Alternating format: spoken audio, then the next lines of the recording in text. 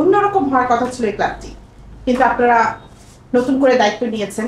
কেমন ক্লাব হিসেবে গড়তে চান? অন্যরকম হওয়ার কথা তো ছিলই। বাংলাদেশে যদি গণতন্ত্র থাকতো, বাংলাদেশে যদি স্বাভাবিক রাজনীতি থাকতো এবং স্বাভাবিকভাবে বাংলাদেশ পরিচালনা হতো, তাহলে অন্যরকম অবশ্যই হতো এই ক্লাব।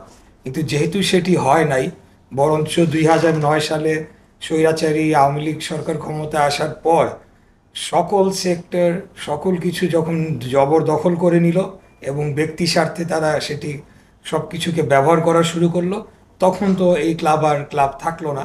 আমাদের অনেক মেম্বাররা আছেন, তাদের সামনে এটা বলা ঠিক হবে কিনা যায় না, তবে এমনও খবর আমরা শুনেছি ভিন্ন মাধ্যম থেকে, এখানেও গুম করে রাখা না হলেও আয়নাঘর টাইপের কিছু ঘর ছিল, যেখানে যুবলীগ, কৃষক লীগ যারা চালাতো, তারা আপনার বিরোধী দল মতের নেতাকর্মী বা তাদের যাদের উপর আক্রোশ ছিল তাদেরকে নিয়ে বন্দি করে সেখানে অত্যাচার চালাতো। এই হলো গিয়ে আজকের চিহ্ন। হ্যাঁ, নতুন করে শুরু করতে চাই বলতে কি, ক্লাবটা অনেক দূর এগিয়ে গিয়েছিল, বিশেষ করে 2003, 2004, 2005-এ বা টানা 2বার চ্যাম্পিয়ন হওয়া এবং তারপরে রানার্স আপ হওয়া, বহু দূর বহু পথ পাড়ি দিয়ে আমরা একটা অবস্থান করে নিয়েছিলাম অ্যাজ এ স্পোর্টিং ক্লাব হিসেবে। আমরা বিগেস্ট চ্যালেঞ্জার ছিলাম, বলা হতো দুইটাই জায়ান্ট, আবাহনী মোহামেডান, বাট তখন জায়ান্ট ছিল একটাই, ব্রাদার্স। সেই জায়গা থেকে তো আপনারা জানেন যে কোথায় নিয়ে আসা হয়েছে, সেটা ক্রীড়া ক্ষেত্রেই বলেন, ক্লাবের পরিবেশে বলেন, বা ক্লাবের যে ম্যানেজমেন্টের মধ্যে যেভাবে এক রাজনৈতিক হস্তক্ষেপ করে এটাকে লণ্ডভণ্ড করে দেওয়া হয়, এটার যে কনস্টিটিউশন ছিল সেটাকে লণ্ডভণ্ড করে দেওয়া হয়। আসলে ব্রাদার্স ক্লাব সম্পর্কে নেতিবাচক কথা বলতে আমার নিজেরই ভালো লাগে না। এই ক্লাবটাকে আসলে একেবারে, মানে আমরা সবসময় চিন্তা করতাম যে যখনই দেশে পরিবর্তন আসবে, এই ক্লাবকে আমরা তার আগের গৌরবে ফিরিয়ে নিয়ে যাওয়ার জন্যে জোরালোভাবে সেখানেও ভূমিকা রাখবো, অবদান রাখবো। কারণ আহ, এই ক্লাব তো এই এলাকার জন্যও একটা গর্ব বয়ে এনেছে, ঐতিহ্য বয়ে এনেছে। এখানে বিভিন্ন ধরনের ক্রীড়া চর্চার মাধ্যমে একটা পজিটিভ অবদান রাখা হয়েছে। আপনারা জানেন এখানে একটা ছোট বাচ্চাদেরকে নিয়ে কারাতে ক্লাস করানো হয়। বিভিন্ন আহ, যারা ছাত্র সমাজ বা ছোট শিশুরা রয়েছে, আজকাল মাদকের একটা ভয়াবহ দৌরত্ব বেড়ে গিয়েছে ঢাকা শহরে, সেখান থেকে তাদেরকে ডাইভার্ট করে এই ধরনের কর্মকাণ্ড করা হয়। এগুলো তো খুবই প্রশংসনীয় এবং একটা এলাকাকে কিন্তু তার সোশ্যাল স্ট্যাটাসটাকেও আপগ্রেড করতে পারে। ব্রাদার্স ইউনিয়ন ক্লাবের একটা নিজস্ব মাঠ রয়েছে, যেই মাঠটি ব্রাদার্স ইউনিয়ন ক্লাবকে দীর্ঘ সময়ের জন্যে, যেই সরকারি এসেছে, স্থায়ীভাবে লিজ দিয়ে দিয়েছে। এবং সেই মাঠটির মধ্যেও আপনার শুধু যে ব্রাদার্সের প্লেয়াররা খেলতো তাই নয়, আপনার এলাকার যারা শিশুরা রয়েছে বা স্কুলের পরে স্টুডেন্ট রয়েছে, তারাও একটা অংশে খেলতো। কিন্তু পরবর্তীতে দেখা যায় এই সরকার ক্ষমতায় আসার পরে ওই মাঠের বিভিন্ন মানে অন্ধকার হয়ে আসলে এই মাঠে নিয়ে বিভিন্ন ধরনের অসামাজিক কার্যকলাপ হতো, বিভিন্ন ধরনের মাদকের সেবন হতো, ইত্যাদি হতো। মানে এলাকার পরিবেশটা সম্পূর্ণ নষ্ট করে ফেলা হয়েছিল। সেখান সেগুলোও কিন্তু আমাদের এই ক্লাব চালানোর একটা পার্ট, রেসপন্সিবিলিটি, যে আমরা এটাকে এমনভাবে পরিচালনা করি যেটা একটা পজিটিভ ইম্প্যাক্ট রাখে আমার নেইবারহুডে। দ্বিতীয়ত হলো স্পোর্টসের দিক থেকে। স্পোর্টসের দিক থেকে আমি বলবো যে যেহেতু একটা বিগ ব্রেক গ্যাপ হয়েছে 2004-05-এ আমরা ব্যাক টু ব্যাক চ্যাম্পিয়ন হওয়ার পর, তারপরে রানার্স আপ হই 6, তারপরে একটা বড় শূন্যতা এসেছে ধীরে ধীরে, না খুব দ্রুতই ক্লাবের পতন ঘটেছে। আমি বলবো যে আগামীতে বাংলাদেশের স্বৈরাচারের আর কোনো জায়গা কোনোদিনও হবে না, কোনো ফ্যাসিস্ট শক্তি আসবে না। অতএব আমরা আশাবাদী যে এই ক্লাবের উপরে যে ধরনের দখলদারিত্ব হয়েছে, এটার প্রশ্নই ওঠে না, সেটা আর কোনোদিন বাংলাদেশে যেহেতু হবে না। এখন আমরা লং টার্ম চিন্তা করতে পারি যে নেক্সট, আমি জিনিসটাকে 3 ভাগে একটু ভাগ করতে চাই। শর্ট টার্ম, শর্ট টার্ম মানে যেটা 1 বছরের মধ্যে যে ধরনের পদক্ষেপগুলো আমরা নিয়ে বাস্তবায়নের দিকে যেতে পারবো। মিড টার্ম, যেটা 5 বছরের মধ্যে আমাদের ক্লাবের কি পরিকল্পনা, আমরা কোথায় যেতে চাই এবং আমরা সেগুলো বাস্তবায়নের উদ্যোগগুলো নিতে পারবো। এবং লং টার্মে কি হবে, সেটা 25 ইয়ার্সের একটা থাকে যে আমরা বাংলাদেশের 1 নম্বর ফুটবল টিম হব, 1 নম্বর ক্রিকেট টিম হব এবং সেটা ধারাবাহিকতা বজায় রাখবো। বিদেশ থেকে প্লেয়ার আসবে বা বাংলাদেশ আমাদের ক্লাবের প্লেয়াররা ন্যাশনাল টিমে খেলবে, এই ধরনের। আমি আসলে অনেক বলতে পারি, যেমন আমাদের একটা ইউথ একাডেমি করাটা প্রয়োজন এবং এটা আমি করব, কারণ এই বিষয়ে আমি মনে করি একটা ক্লাবকে দীর্ঘমেয়াদে অনেক বেনিফিট দেয় একটা ইউথ একাডেমি। তো এই ধরনের পরিকল্পনা রয়েছে।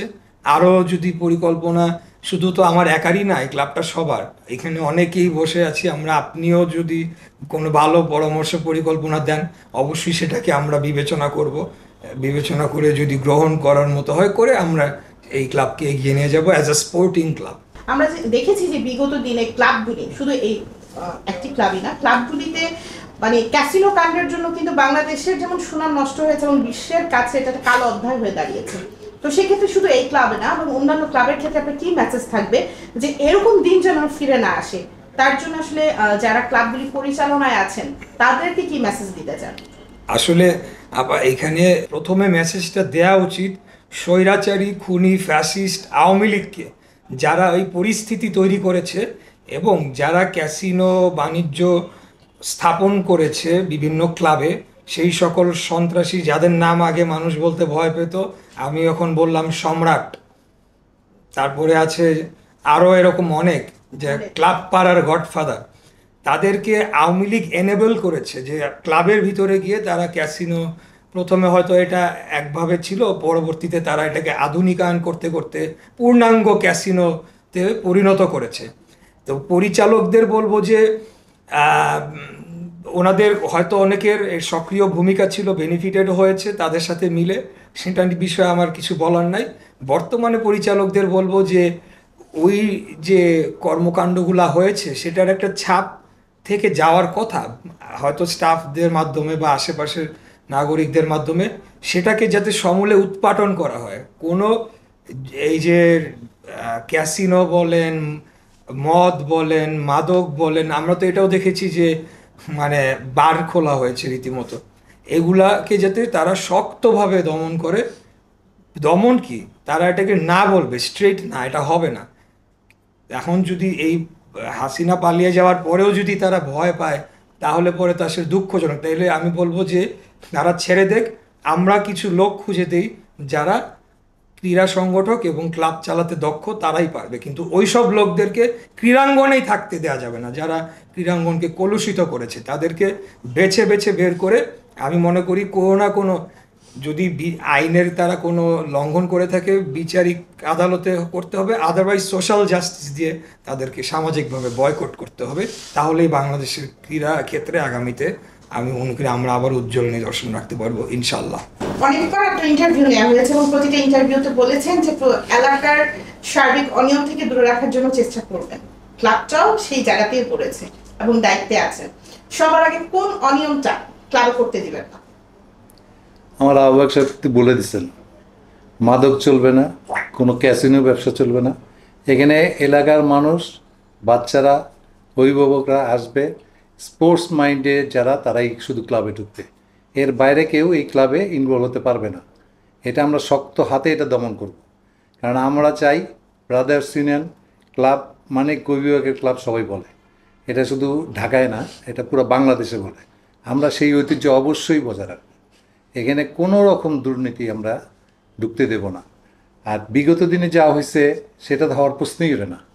তাহলে তো তারা আমরা এক হয়ে গেলাম, এই রেজাল্ট আবার সেরমই হইতে থাকবে। আমরা স্পোর্টসের উপরে প্রাধান্য দেবো এবং এই স্পোর্টসকে নিয়ে আগায় যাব। দুর্নীতির কোনো ধারে কাছে এই ক্লাব কোনো সময় থাকবে না। একদম কঠিন হাতে এটাকে দমন করা হবে। সামনে যে স্পোর্টসগুলি আছে তার জন্য খেলোয়াড়দের কিভাবে তৈরি করছে এবং খেলোয়াড় বাছাইয়ের ক্ষেত্রে কোন কোন দিকগুলি উল্লেখ করছে? আসলে আমরা বাছাই করার খুব একটা সুযোগ পাইনি এবার। আমরা খুব শর্ট টাইমে আমরা সময় পেয়েছি। সেই শর্ট টাইমের মধ্যে আমরা যেটুক পেরেছি ইনশাল্লাহ খুব ভালো টিম করতে পেরেছি এবং ফরেন কালেকশন করেছি উইদাউট প্র্যাকটিস, উইদাউট ছাড়া, মানে তাদেরকে কোনো যাচাই বাছাই করা যায় নাই। কাজে আমরা মনে করছি যে এটা ফরেন কালেকশন আছে, যদি বেটার হয়ে যায় তাহলে আমরা খুব ভালো পজিশনে যাব।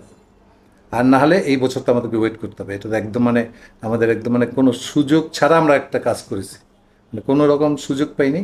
তার মধ্যে দিয়ে আমাদের ক্লাবের কর্মকর্তারা, আহ্বায়ক সাহেব নিজে আছেন, উনি তো সবসময় হ্যান্ডেলিং করছেন, উনি দেখছেন, সবসময় খবর রাখছে কোন প্লেয়ার কী অবস্থা আছে। আশা করছি যে তার মধ্যে দিয়ে আমরা একটা বেটার জায়গায় যাব, এবং এইটা একটা ঐতিহ্য। কিন্তু এইটা যে আপনারা জানেন, আমাদের মরহুম সাদেক হোসেন খোকা এই ক্লাবটা যখন হ্যান্ডেলিং করেছেন, এটা কিন্তু জন্ম থেকে কিন্তু উনি এর মধ্যে জড়িত, এবং উনি চেয়েছেন এই ক্লাব সবসময় উপরেই যাক, এবং উনি থাকতে কিন্তু এই ক্লাব দুইবার চ্যাম্পিয়ন এসেছে। অনেক ট্রফি আপনি দেখেন, অনেক ট্রফি কিন্তু আমাদের এখানে আছে। এইটা কিন্তু তার অবদান অনেক বেশি। তার মৃত্যুর পরে আমরা মনে করছিলাম যে আমরা হারাই গেছি, আর স্পোর্টসে আমরা কাউকে পাচ্ছি না, কিন্তু আল্লাহর রহমতে আমরা তার সুযোগ্য সন্তান ইঞ্জিনিয়ার ইশাককে পেয়ে গেছি। আমরা আশা করছি, এই এলাকার মানুষ আশা করছে, এবং এই দেশ আশা করছে ইশাকের মাধ্যমে এই ব্রাদার্স ইউনিয়ন ক্লাব আবার তার ঐতিহ্য ফিরে নিয়ে আসবে।